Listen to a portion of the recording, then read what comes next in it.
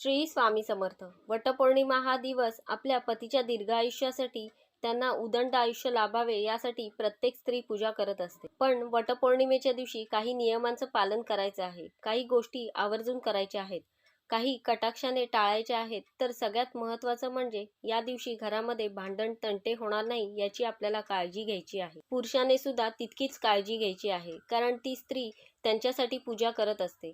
त्यानंतर दुसरी गोष्ट म्हणजे कोणाची फसवणूक करायची नाही, खोटं बोलायचं नाहीये, मनापासून दानधर्म करायचा आहे.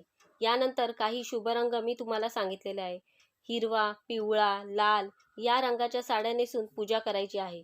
काळ्या, पांढऱ्या आणि डार्क निळ्या रंगाची साडी नेसून आपल्याला पूजा करायची नाही. यासोबतच बघा, तामसिक पदार्थांचे सेवन आपल्याला करायचं नाही आहे. मन शांत ठेवून आपल्याला पूजा करायची आहे. यासोबतच अजून बरेचसे नियम आहेत.